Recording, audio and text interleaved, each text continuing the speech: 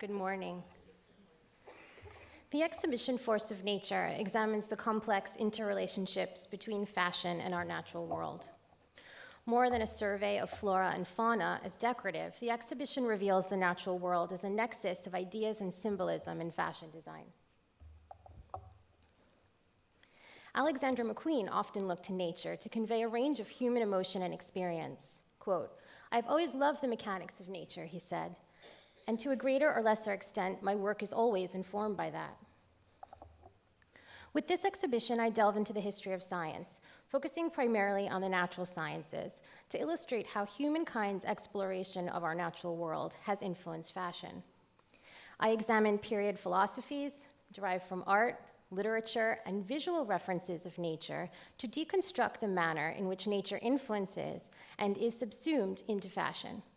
Costume, textiles, and accessories from the museum at MFIT's permanent collection were organized into 10 sections, each of which focuses on a distinct facet of the interplay between fashion and nature. Since Force of Nature was intended as an interdisciplinary approach, our museum director, Dr. Valerie Steele, suggested forming an advisory committee. This committee included specialists in plant ecology, ornithology, animal conservation, biotechnology, and biomimicry. Given my interdisciplinary approach, I wanted to include a media component where visitors to the exhibition could learn more about the science topics introduced. This resulted in stationary iPad stations, each featuring tabs relating to famous figures, events, or concepts presented within a specific platform. Our digital media team was able to further this idea by creating a website allowing this material to be accessible from a smartphone or home computer. Although nature has for centuries inspired the arts, including fashion, we often think of these disciplines as disparate, drawing lines between the subjective and the objective. In truth, however, they have long developed in collaboration. It was Leonardo da Vinci, the ultimate Renaissance man, who once said, quote, "Those who are inspired by a model other than nature, a mistress above all masters, are laboring in vain."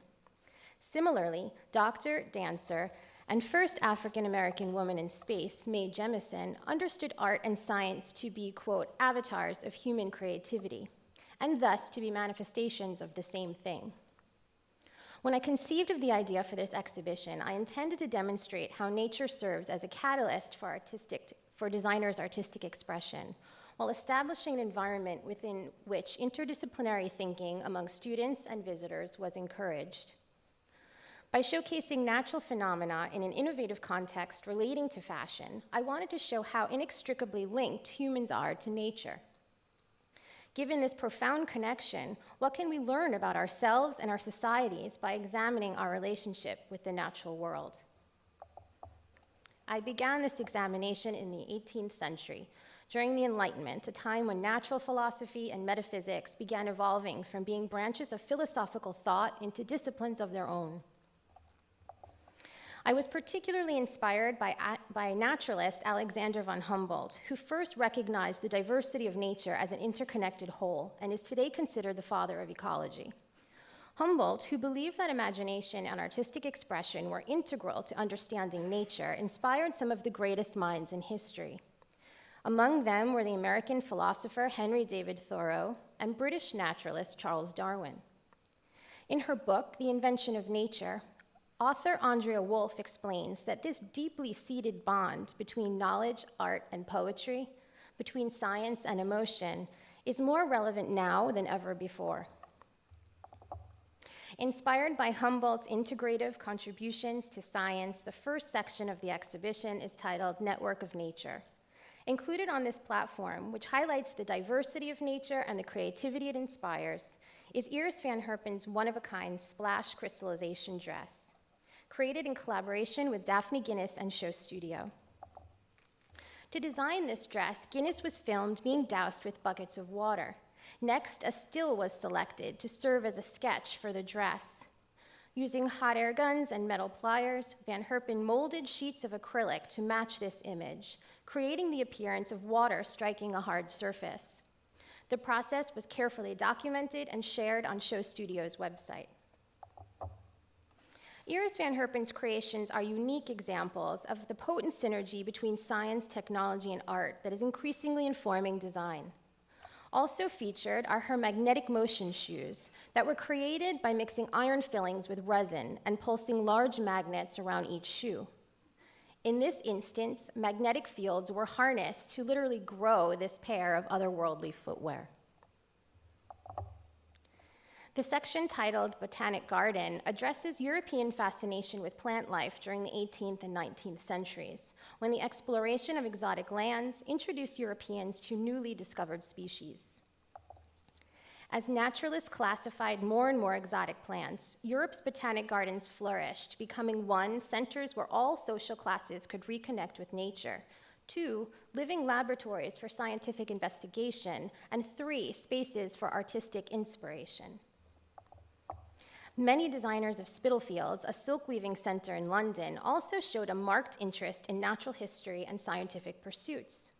Anna Maria Garthwaite, one of its most famous designers, had a passion for botany rivaling that of her male counterparts in the natural sciences. In 1735, Swedish botanist Carl Linnaeus published his Systema Naturae, introducing this system for classifying organisms that used Latin binomial nomenclature. Linnaeus's plant taxonomy was based solely on the reproductive systems of plants, and his writings anthropomorphized their sexuality. Erasmus Darwin, grandfather of Charles Darwin, later dramatized Linnaeus's ideas in his 1791 poem, The Loves of Plants. Set in a botanical garden, the poem promoted a view of nature as seductive. In keeping with this notion, the botanical imagery depicted on men's and women's dress captured that same romantic spirit. By the end of the century, Romanticism had profoundly influenced Western views about nature and the place of humans within it. Romanticism promoted the belief that nature can only be understood by introspection, and its adherents strove to restore a unity with the natural world via artistic expression. A textile, for example, suggestive of the bountiful rewards of a fertile garden, exemplified the romantic view of nature's divinity, an idea that departed from a purely objective science. Likewise, floral bonnets and dresses placed women within the context of resplendent nature. The belief that species of flowers and their colors hold symbolic meaning was promoted in 19th century literature. Inspired by this notion, the next section of the exhibition is titled The Language of Flowers. Flowers can represent innocence, beauty, and refinement. However, as the reproductive organs of plants, they may also symbolize sensuality and seduction. In Survival of the Prettiest, psychologist Nancy Etkoff writes, quote, "Flowers are alluring landing strips for pollinating insects. They are the plant world's sex objects," unquote. The metaphor of woman as flower was especially prevalent during the Belle Époque.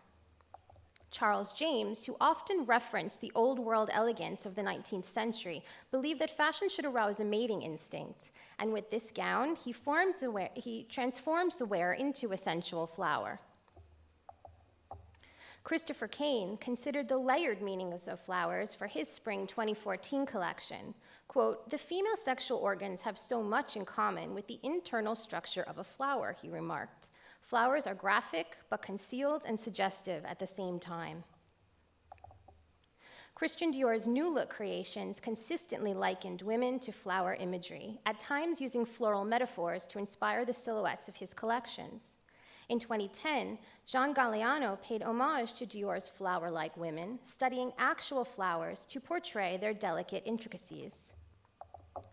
The layered meanings of flowers, like the rose, typically a symbol of love and beauty, is also explored in the exhibition in the context of design. While roses have been a part of gardens since antiquity, their intensive cultivation began in Europe during the 1600s, resulting in thousands of varieties. Roses, then, have also come to represent cultivation and refinement. The exotic, otherworldly appearance of orchids informed Alexander McQueen's Autumn-Winter 2004 collection. Despite their seemingly fragile beauty, orchids can survive under difficult conditions, often growing as attachments on trees. These qualities of strength, beauty, and survival were likely appealing to McQueen, who described the orchid imagery as pivotal to his collection. Victorian culture fostered an understanding of nature based on intensive investigation. During this time, Europe and North America experienced an unparalleled growth in the number of natural history institutions. Empirical research was aided by advancements in technology that permitted the further cataloging of nature. This would have its impact on fashion, as natural objects were increasingly transformed into ornament. Investigating nature examines how pattern and structures found in nature have informed design. Refinements in microscope technology, for instance, revealed the world of hidden microorganisms to naturalists like Ernest Haeckel. An accomplished artist, Haeckel illustrated his discoveries within his seminal book, Art Forms in Nature, including instructions for adapting these intricate structures into design motifs. Haeckel solidified a direct connection between science and art. Since then, artists and designers have been appropriating natural forms.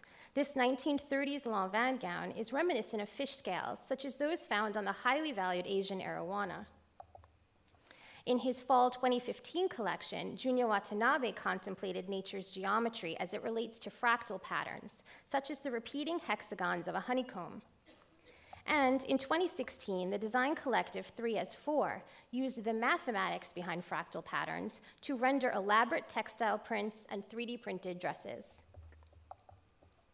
Few scientific discoveries, however, have had greater impact on society than Charles Darwin's theories of evolution.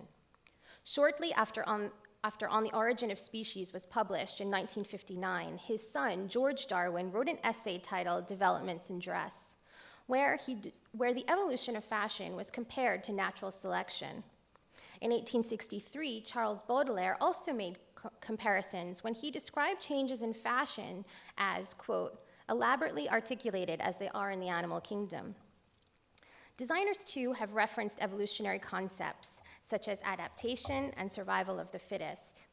McQueen's Spring 2009 collection, Natural Distinction, Unnatural Selection, was presented on the 150th anniversary of On the Origin of Species.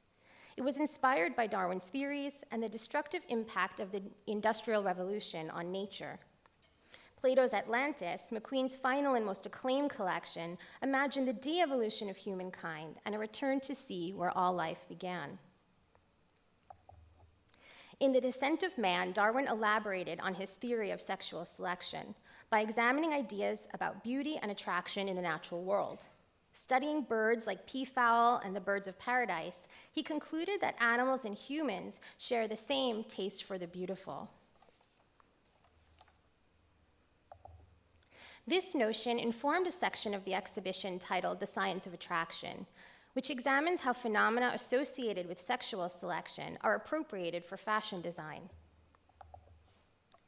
Sexual signaling in the peacock is explored in relation to the peacock revolution in late 1960s fashion, which brought a flamboyant look back to menswear.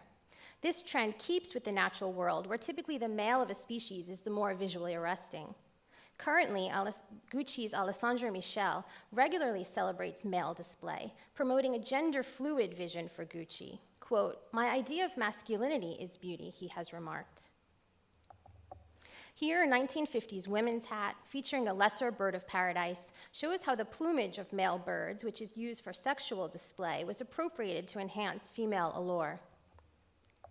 And further, the bold fields of red and black on this Halston ensemble speak to our fascination with the color red. Red elicits a visceral response in many cultures, and this may be rooted in biology. In nature, birds like the scarlet tanager have evolved a bright red coloration for attracting females. Why it works so well may have something to do with a phenomenon called sensory exploitation. The beauty and ascribed symbolism of birds form the basis of a section titled The Aviary. Birds feature prominently in the art, literature, and mythologies of many cultures, where they can represent transformation or freedom, and virtues such as grace, honor, and fidelity. Their feathers exhibit an astonishing diversity of color, pattern, and form, and they allow birds to fly, keep warm, and convey sexual intention.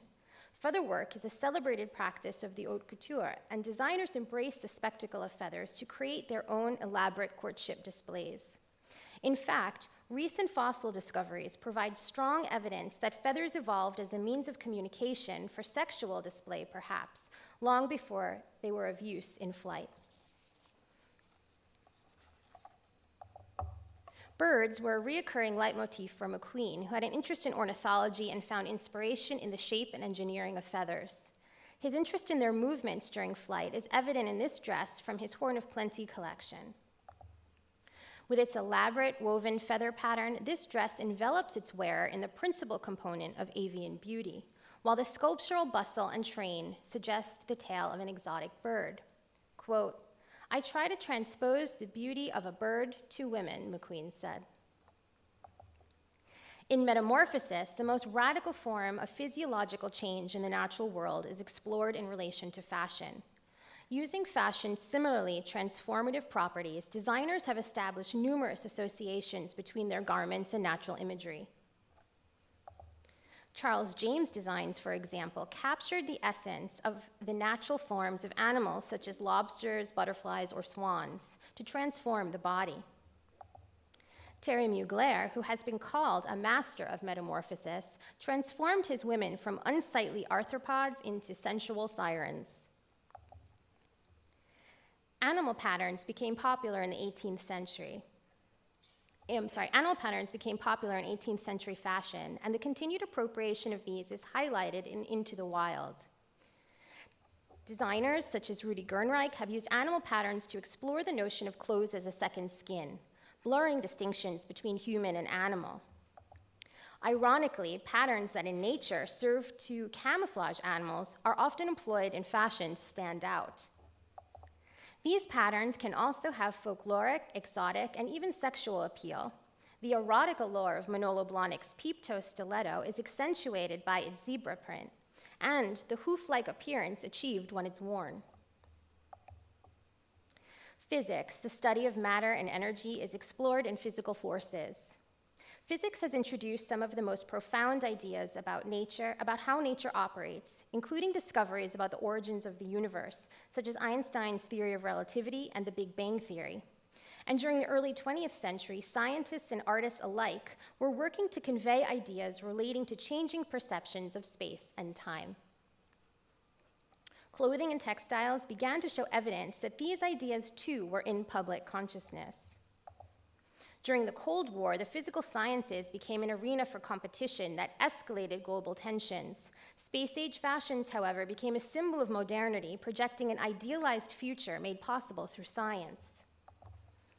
Mary Catrantzou's Spring 2015 collection referenced plate tectonics and the reorganization of land masses, a phenomena powered by gravity, one of the 4 fundamental forces.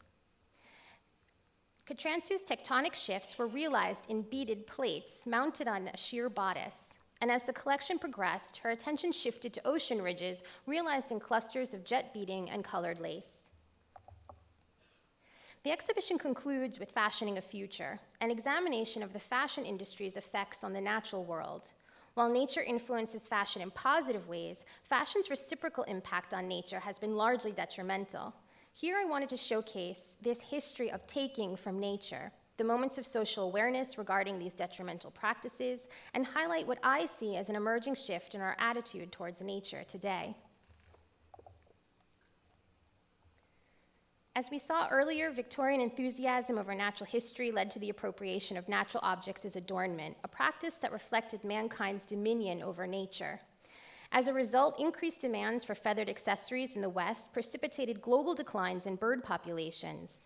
By 1886, an estimated 5 million birds in the US were being killed each year to meet this demand. Satirical illustrations highlighting the dead bird-wearing gender called attention to fashion's wantonness. Ornithologist Frank Chapman of the American Museum of Natural History went so far as to catalog the bird species he observed adorning ladies' hats on the streets of New York. Formed in the US in 1896, the Audubon Society began offering public lectures and erected bird-friendly millinery displays.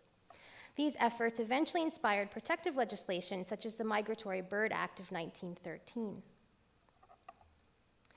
By the early 20th century, the practice of using natural specimens as adornment was in decline. Art Nouveau and aesthetic reform movements favored stylized depictions of nature in place of realism, signaling a new relationship between the arts and science. In 1962, Rachel Carson's book, Silent Spring, exposed the detrimental effects of pesticides on the environment and helped to promote the understanding that in harming nature, we harm ourselves in turn.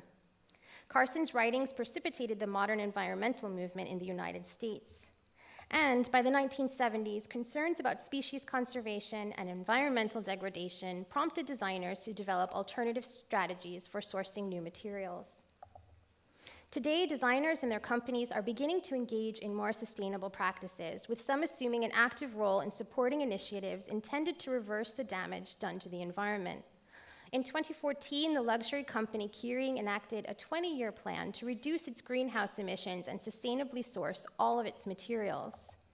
Hermès declared 2016 to be their year of nature and partnered with Panthera to promote big cat conservation, while J.Crew has supported bee conservation efforts through the invertebrate conservation organization Xerces Society. And Force of Nature closes with an examination of how emerging applied sciences are revolutionizing technology's relationship with nature. Specific consideration is given to biomimicry, a design principle that imitates elements and processes of the natural world. Janine Baynews, co-founder of Biomimicry 3.8, advocates for the use of biomimetic design, believing that nature is the ultimate designer. The black magic suit, seen here by the Lost Explorer, features Eco-Repel, a natural waterproofing technology created by imitating the water-repellent properties of duck feathers and some leaves. Materials literally grown using biotechnologies are changing how we think about production. Bolt Threads, a biotechnology startup company, genetically engineered bacteria to produce spider silk, one of nature's most unique fibers. Its spider silk necktie is the first commercially available biomimetic spider silk product. The first produced was gifted to Stan Lee, the creator of Spider-Man, and another is included in the exhibition. In 2016, an intrepid group of FIT students developed a knittable yarn from kelp, one of the fastest growing organisms on Earth. By extracting a polysaccharide alginate from the kelp and combining it with other renewable biopolymers, they have produced a biodegradable yarn. Their company, Alginate, is currently working on producing the world's first fully biodegradable sneaker. These new directions are establishing a renewed connection with nature while shifting perceptions about the role of humanity in the natural world, from one of dominion to one of participation. Thank you.